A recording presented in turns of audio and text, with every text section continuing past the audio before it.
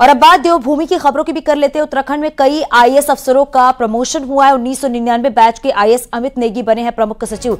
IAS Shridhar बाबू अदांकी 2015 batch के IAS Himanshu Khurana, IAS अभिषेक रोहेला की अगर बात करें, वहीं आईएएस नितिका खंडेवाल, आईएएस नवनीत पांडे का भी प्रमोशन हुआ है। तो ये बड़ी खबर आपको बता रही हैं, जहां पर बताया जा रहा है कि उत्तराखंड में कई आईएएस अफसरों का प्रमोशन हुआ है। 1999 बैच के आईएएस अमित नेगी प्रमुख सचिव बने हैं। आईएएस श्रीधर बाबू अदांकी 2015 बैच के आईएएस हिमांशु खुराना, वहीं आईएएस अभिषेक रोहेला, आईएएस नितिका खंडेवाल और आईएएस नवनीत पांडे का प्रमोशन हुआ है।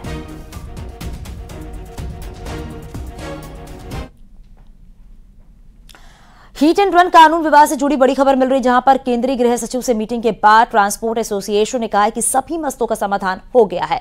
नए कानून अभी लागू नहीं किए गए हैं। एसोसिएशन की सलाह के बाद ही कानून लागू होंगे। एसोसिएशन ने ट्रांसपोर्टरों से हड़ताल वापस लेने की अपील की है और कहा है कि जल्द ही ड्राइवर काम पर लौटे।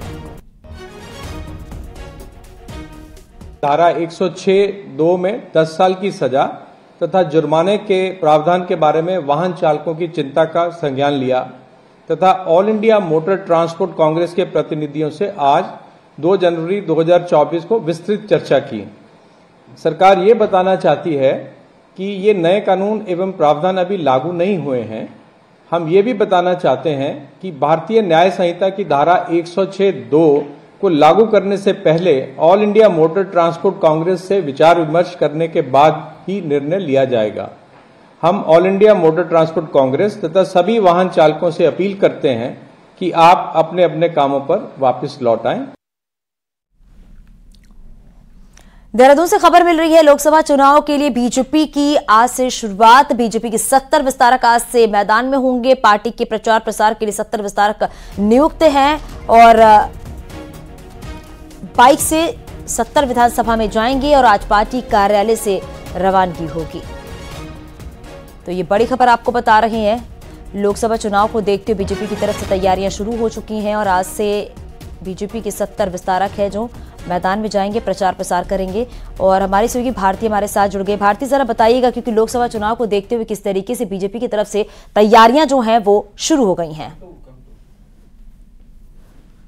देखिए, पूरा प्लान कर लिया है बीजेपी ने कि कैसे लोकसभा चुनाव में उतरा जाए और आज से इसकी शुरुआत हम कह सकते हैं कि बाइक रैली के जरिए होने जा रही है। जब बीजेपी के 70 विस्तारक जो नियुक्त किए गए थे वो बाइक से 70 विधानसभाओं में जाएंगे और वहां पर पार्टी के प्रचार प्रसार का काम करेंगे।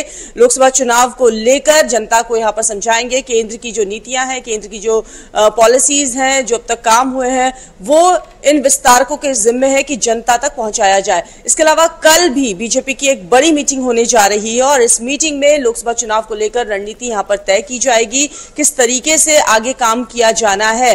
पहले ही बीजेपी जनवरी के पूरे 5 प्लान बना चुकी है, 5 मोर्चों को जिम्मेदारी यहां पर दी जा चुकी है और अब आज से कहा जा सकता है कि विस्तारकों को यहां पर ड्यूटी दे दी गई है कि वो जनता के बीच में जाएं इन बाइक से 70 विधानसभाओं में और पार्टी के प्रचार प्रसार का काम करें। बहुत शुक्रिया भारती, पूरी जानकारी के लिए। चमोली में पीएमजीएसवाई के खिलाफ 150 से ज्यादा गांव के ग्रामीणों का आंदोलन जो है वो तेज होता जा रहा है। दशोली और विकासखंड, साथ ही जोशीमठ विकासखंड के ग्रामीणों ने सड़क निर्माण में लापरवाही को लेकर आंदोलन शुरू कर दिया है। उर्गम घाटी के उर्गम, भेटा, भरकी, डूमक, कलकोट, सेंची गांव समेत दूसरे गांव के ग्रामीण जो है वो आंदोलित हैं। और हमारे सहयोगी नितिन सेमवाल हमारे साथ जुड़ गया है। नितिन, जरा बताइएगा, देखा किस तरीके से जा रहा है कि 150 से ज्यादा गांव जो हैं उन ग्रामीणों का आंदोलन यहां पर देखा जा रहा है। फिलहाल क्या अपडेट है और ग्रामीणों का क्या कुछ कहना है?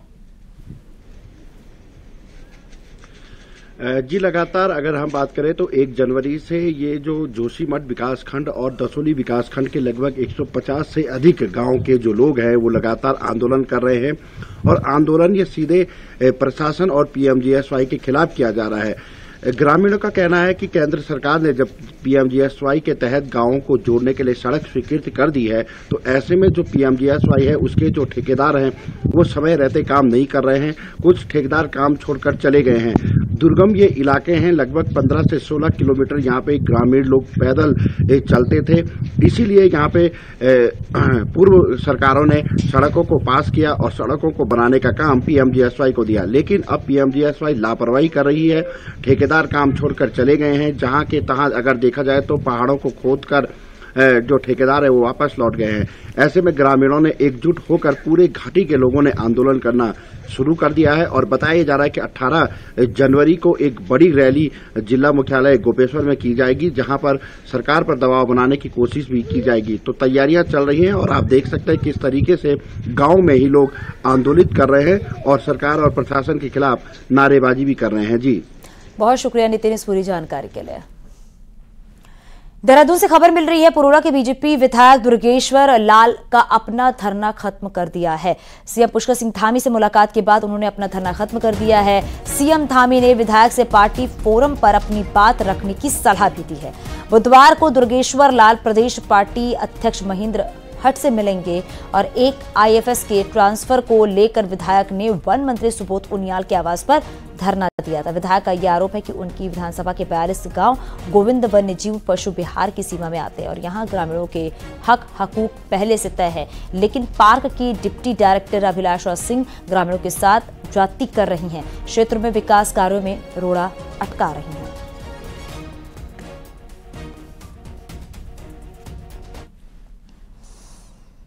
सीएम पुष्कर सिंह धामी मंगलवार को बागेश्वर के दौरे पर रहे और सीएम धामी ने यहां पर केदारेश्वर मैदान तक रोड शो भी किया है, जिसमें सैकड़ों की संख्या में लोग शामिल हुए। सीएम धामी ने रोड शो के बाद चेली बारी महोत्सव का उद्घाटन किया और बागेश्वर को करोड़ों की योजनाओं का तोहफा भी दिया है।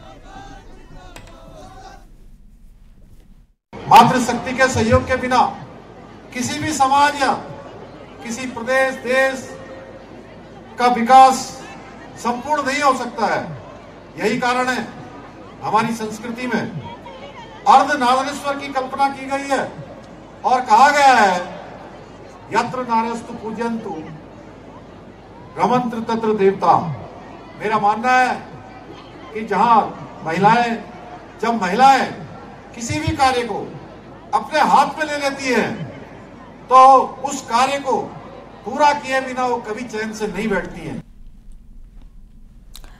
सीएम पुष्कर सिंह धामी ने मंगलवार को मुख्यमंत्री कैंप कार्यालय से स्वच्छ भारत मिशन के अंतर्गत देहरादून शहर में कूड़े के प्रबंधन के लिए यहां पर 58 डोर टू डोर वाहनों का फ्लैग ऑफ किया है। इस अवसर पर उन्होंने सेग्रीगेशन पर आधारित गीत का विमोचन भी किया है और इन वाहनों की मदद से नगर निगम देहरादून के 7 विधानसभा क्षेत्रों की बात करें तो राजपुर, रायपुर, डोईवाला, धर्मपुर, सहसपुर, मसूरी और देहरादून कैंट क्षेत्र से कूड़ा प्रबंधन का कार्य भी किया जाएगा। इस मौके पर शहरी विकास मंत्री प्रेमचंद्र अग्रवाल, कैबिनेट मंत्री गणेश जोशी, राज्यसभा सांसद नरेश बंसल भी मौजूद थे।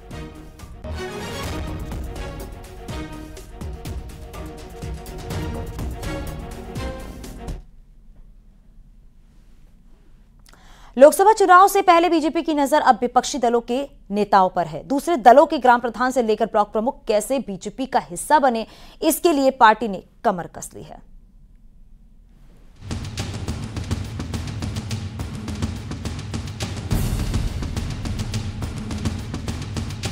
बीजेपी अब बड़े पैमाने पर पार्टी ज्वाइनिंग प्रोग्राम चलाने जा रही है। जनवरी से लेकर लोकसभा चुनाव तक पार्टी का मकसद है कि ग्राम प्रधान, ब्लॉक प्रमुख और दूसरे दलों के उन नेताओं, कार्यकर्ताओं को पार्टी में शामिल करें जो भले ही किसी दल में हो, लेकिन उनका ट्रैक रिकॉर्ड ठीक हो। बीजेपी ने इसके लिए अपने सांसदों, विधायकों, कार्यकर्ताओं को सक्रिय कर दिया है कि क्षेत्र में पकड़ रखने वाले दूसरे दलों के नेताओं को भी पार्टी ज्वाइन करवाएं। बीजेपी का कहना है कि जब बूथ के कार्यकर्ता बीजेपी में आ जाएंगे तो बड़े नेता खुद ही चले जाएंगे।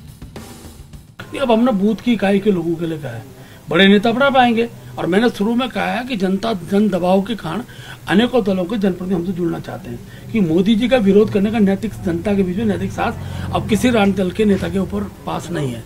इसलिए मैं कह सकता हूँ बड़ी संख्या लोग जुड़ेंगे और अभी हमने इसकी आई बूथ रखी है। वहीं कांग्रेस का कहना है कि हमारा एक एक कार्यकर्ता पार्टी के प्रति समर्पित है, वो कहीं जाने वाला नहीं है। ज्वाइनिंग की बात है, हो सकता है कुछ लोग हो जाएं ज्वाइन, उससे क्या फर्क पड़ने वाला है। देखिए, कांग्रेस का एक एक साथी कांग्रेस के प्रति पूरी तरीके से समर्पित है। राजनीति में उतार चढ़ाव आते हैं। राजनीति में कभी किसी की सरकार होती है, कभी किसी की सरकार होती है, लेकिन कांग्रेस का कार्यकर्ता दिग्भ्रमित होने वाला नहीं है। लोकसभा चुनाव में बीजेपी जहां जीत के लिए हर पैतरा आजमा रही है, वहीं कांग्रेस के सामने संकट ये है कि वो अपने नाराज नेताओं को थाम कर कैसे रखें। न्यूज़ 18 के लिए देहरादून से भारती सकलानी उनियाल की रिपोर्ट।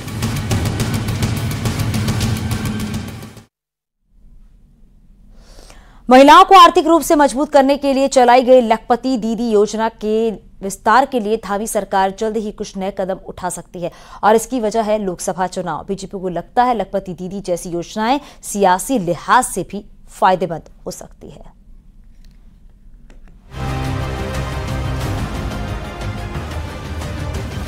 उत्तराखंड में 65,000 रजिस्टर्ड समूहों से 5 लाख से ज्यादा महिलाएं जुड़ी हैं, जिनकी पहुंच हर गांव और घर तक है। सरकार इन महिला समूहों को किसी न किसी रूप में स्वरोजगार के साथ ही आर्थिक रूप से मजबूत करने में जुटी है। इनमें 40,000 महिलाओं को सरकार लखपति दीदी बना चुकी है और इस साल 50,000 महिलाओं को लखपति दीदी बनाने का टारगेट है। राज्य सरकार जल्द ही लखपति दीदियों के लिए कुछ और घोषणाएं करने जा रही है। कुछ समूहों को 20-20 हजार का रिवॉल्विंग फंड दिया जा सकता है। महिलाओं के 10 समूहों को 75-75 हजार रुपए की सामुदायिक निवेश निधि दी जा सकती है। इसके अलावा 10 समूहों को 1.5 लाख रुपए के बैंक लिंकेज के चेक देकर सम्मानित भी किया जा सकता है। जहां प्रधानमंत्री जी ने पूरे देश में 2 करोड़ 25 लाख बहनों को लखपति दीदी बनने का संकल्प लिया है, वहीं हमारे युवा मुख्यमंत्री जी ने भी संकल्प लिया है कि हम 2025 में जब हमारा राज्य 25 साल का हो जाएगा, हम 1.25 लाख बहनों को लखपति दीदी बनाएंगे। प्रधानमंत्री जी का सपना है कि 2 करोड़ लखपति दीदी बनानी है। हमारा प्रदेश भी 1.25 लाख लखपति दीदी बनाने का लक्ष्य लेकर के चल रहा है और अभी हम जो नई उसमें भारत विकसित संकल्प यात्रा में द्रोण दीदी के पहले उसमें चरण में 15,000 द्रोण दीदियों को ट्रेनिंग देंगे। उत्तराखंड में कुल वोट बैंक के आधे पर महिला वोटर्स का कब्जा है, जो आधी आबादी के सियासी वजन को समझने के लिए काफी है। यही कारण है कि केंद्र के साथ ही राज्य सरकार का भी महिलाओं पर फोकस है। महिलाओं को सरकारी नौकरियों में 30% आरक्षण पहले ही दिया जा चुका है और अब लखपति दीदी योजना से गांव-गांव तक पैठ बनाने की प्लानिंग है। कि पूरे देश के अंदर के कार्यक्रम की जो प्रथम श्रृंखला उत्तराखंड से प्रारंभ हुई है। उत्तराखंड राज्य के अंदर बड़ी संख्या में लखपति बहनें बनी है, उनको सहकारिता की चित्र से भी उनको अपने कारोबार के लिए लोन मिल रहा है। उत्तराखंड बीजेपी को लगता है कि साल 2022 में सत्ता में उनकी वापसी आधी आबादी के समर्थन के बदौलत हुई। अब लोकसभा चुनाव की चुनौती है, लिहाजा वो किसी भी कीमत पर इस वोट बैंक को अपने हाथ से खिसकने नहीं देना चाहती। देहरादून से न्यूज़ 18 के लिए सुनील नौप्रभात की रिपोर्ट। पूर्व राज्यपाल भगत सिंह कोश्यारी अल्मोड़ा दौरे पर हैं और वहीं भू कानून के मामले में भगत सिंह कोश्यारी ने इस पर कहा है कि धामी सरकार इस दिशा में काम कर रही है।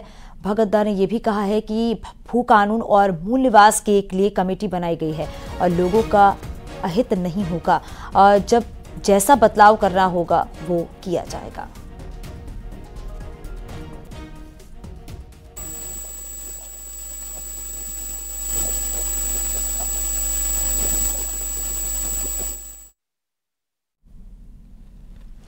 नैनीताल के कैची धाम में नए साल पर सैलानियों का रेला उतर आया है और 1 जनवरी के बाद अचानक कैची धाम में पर्यटकों की संख्या में बढ़ोतरी हो गई है, तो भीड़ बढ़ने से व्यवस्थाएं भी चरमरा गई हैं। पार्किंग की समस्या कैची धाम में बन रही है, तो वहीं श्रद्धालु जो हैं वो दर्शनों के लिए लंबी लाइनें लगाकर अपने बारी का इंतजार भी कर रहे हैं। सोमवार और मंगलवार को करीब 20,000 से ज्यादा श्रद्धालु कैची धाम पहुंच रहे हैं। हालांकि कारोबारियों के लिए ये खुशी की बात रही है।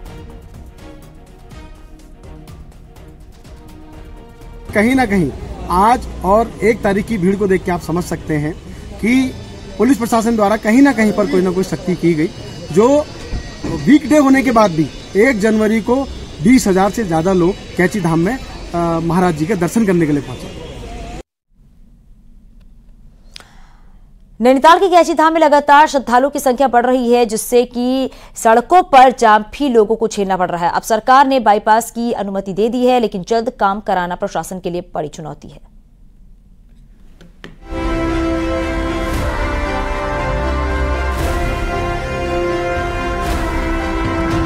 जल्द ही कैंचीधाम में जाम से मुक्ति मिलने जा रही है। पहाड़ का सफर आसान करने के लिए कैंचीधाम बाईपास को अनुमति मिल गई है, तो एक पुल का भी निर्माण इस सड़क पर होना है। भवाली सैनिटोरियम से राती घाट और नैनी बैंड से सैनिटोरियम तक सड़क निर्माण होगा, तो कैंचीधाम में जाम से निजात इन सड़कों से मिलेगी। उधर प्रशासन के आगे पर्यटन सीजन से पहले सड़क निर्माण की चुनौती खड़ी है। इसमें नैनी बैंड सैनिटोरियम वाली जो रोड है उसके लिए भी, और जो सैनिटोरियम टू सिरोड़ी वाली रोड है उसके लिए भी उसमें एक पुल भी बनना है। तो ये दोनों ही सड़कें और पुल के लिए शासन के स्तर से पैसा जारी हो गया है। विभाग के द्वारा अब इसमें टेंडर इत्यादि की प्रक्रिया करी जाएगी और निर्माण कार्य प्रारंभ करा जाएगा। दरअसल पिछले कुछ सालों से कैंचीधाम में श्रद्धालु की संख्या बढ़ी है, तो 4 धाम यात्रा के बंद होने के बाद पर्यटकों का रुख कैंचीधाम की ओर हो रहा है। पर्यटकों की भीड़ के चलते आए दिन जाम की समस्या बनी रहती है। इन सब से हल्द्वानी से पिथौरागढ़, अल्मोड़ा से बागेश्वर समेत अन्य इलाकों को जाने वाले लोगों को परेशानियां झेलनी पड़ रही हैं। हालांकि बाईपास निर्माण से इन लोगों को भी अब फायदा होने की उम्मीद है। माननीय मुख्यमंत्री जी ने इस बाईपास को पूरा करने के लिए वित्तीय स्वीकृति के साथ साथ लगभग 11 किलोमीटर का नया बाईपास, जो सैनिटोरियम भवाली गांव रोड से 11 किलोमीटर का नया बाईपास का, उसकी भी वित्तीय स्वीकृति भी मिल गई है, दांती स्वीकृति प्राप्त हो चुकी है, जो बाईपास कैंची से आगे जाकर कैंची और पाडली के बीच में मिलेगा। कैंचीधाम श्रद्धालुओं की आस्था का बड़ा केंद्र बनता जा रहा है, तो जरूरी है जाम से निपटने के लिए बाईपास का निर्माण जल्द शुरू हो, जिससे पर्यटकों और राहगीरों को मुश्किलों का सामना न करना पड़े। न्यूज़ 18 के लिए नैनीताल से वीरेंद्र बिष्ट की रिपोर्ट।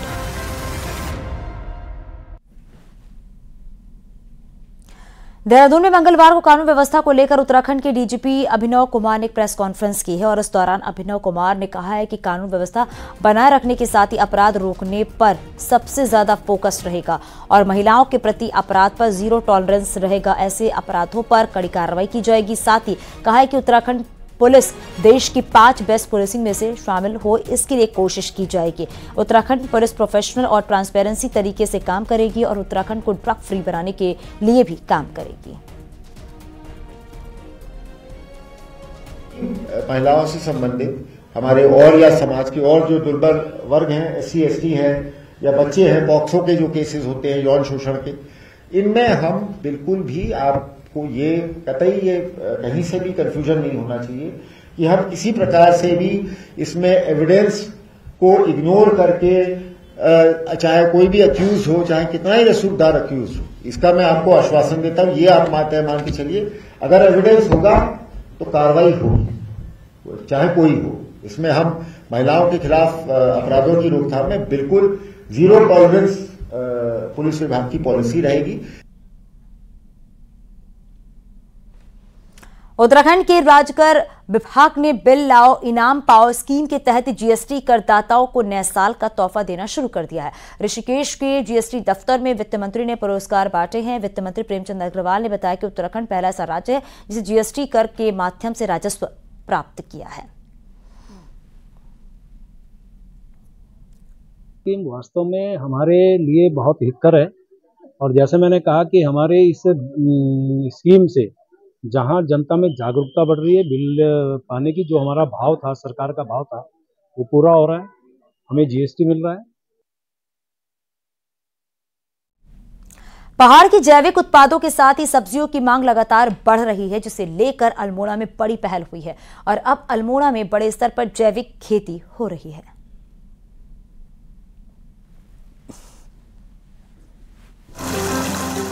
पहाड़ के जैविक उत्पादन की काफी डिमांड है। वहीं अल्मोड़ा जिले के 9000 हेक्टेयर क्षेत्र में जैविक खेती शुरू हो गई है, जहां पर रासायनिक खादों का इस्तेमाल पूरी तरह से बंद हो चुका है। तकरीबन 9000 हेक्टेयर एरिया में जैविक खेती हो रही है, जिसको विभाग के द्वारा प्रमाणित कराया गया है। इसके अलावा भी लार्ज स्केल पे प्राकृतिक खेती किसान करते हैं। किसानों को पहाड़ी जैविक उत्पादों के रेट भी अच्छे मिल रहे हैं। जितनी डिमांड जैविक पहाड़ी उत्पादों की है, उतनी पैदावार ही नहीं हो रही है। किसान अब जैविक उत्पादन की पैदावार बढ़ाने में जुटे हैं। जैविक खेती में बहुत अच्छे दाम जो है किसानों को दिए जा रहे हैं, चाहे गहत हो, भट हो, रैंस हो, मडुआ हो। तो इसलिए सारे किसानों से मैं एक किसान होने के नाते आह्वान करता हूं कि जैविक खेती को अधिक बढ़ावा दें। पहाड़ में पर्यटक भी आकर जैविक उत्पादन और पहाड़ी घरों में ही रहना पसंद कर रहे हैं। इतना ही नहीं, जो लोग पहाड़ से पलायन कर मैदानी क्षेत्रों में बसे हैं, वो भी अपनी जैविक पहाड़ी उत्पादों को गाँव से शहरों तक मंगा रहे हैं। वहीं अब देखना होगा कि कृषि विभाग का जैविक उत्पादन कितना बढ़ सकता है। न्यूज़ 18 के लिए अल्मोड़ा से किशन जोशी की रिपोर्ट।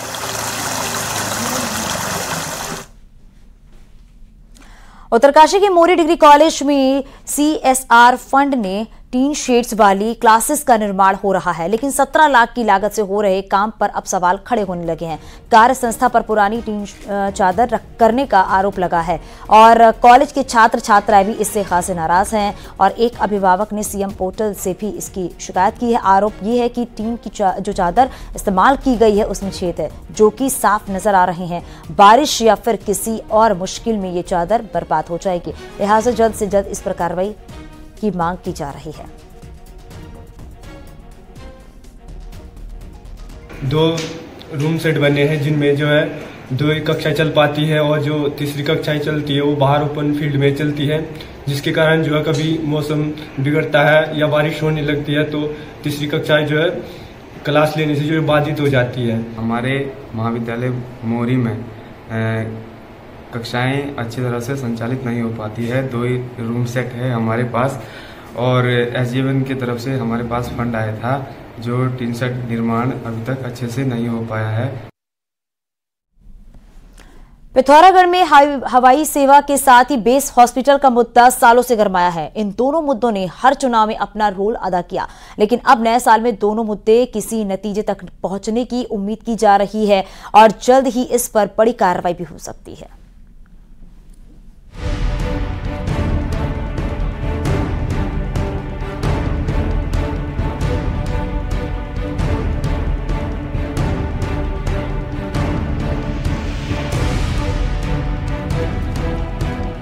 नए साल में नैनीसैनी एयरपोर्ट से नियमित हवाई सेवा का सपना पूरा हो सकता है।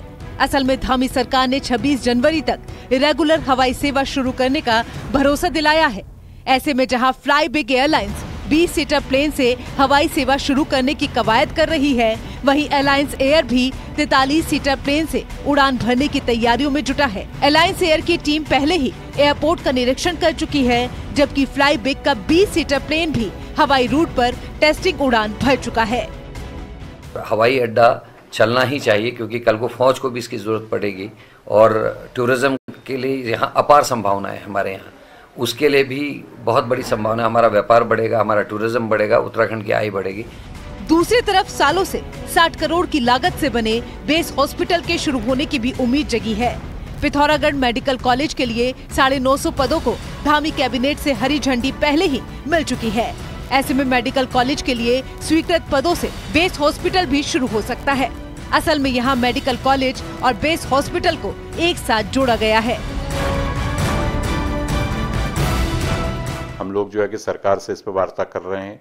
हमें उम्मीद है कि बहुत जल्दी से जल्दी जो पदों का सृजन हो गया है उन पदों को भरने का काम शुरू होगा और सीमांत जनपद पिथौरागढ़ की जनता को उस बेस हॉस्पिटल का लाभ मैं समझता हूँ कि बहुत जल्दी मिलेगा। रेगुलर हवाई सेवा के साथ बेस हॉस्पिटल संचालन यहाँ की सबसे बड़ी जरूरत है। इन दोनों मुद्दों के इर्द गिर्द ही यहाँ की सियासत भी सिमटती रही है। ऐसे में नए साल में ये दोनों मुद्दे हल हो या फिर ना हो, इतना तो तय है कि इसका असर लोकसभा चुनावों में साफ साफ दिखाई देगा।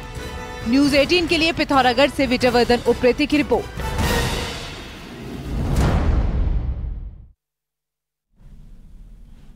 आगे भी खबरें जा रही हैं, रुकेंगे छोटे से ब्रेक के लिए।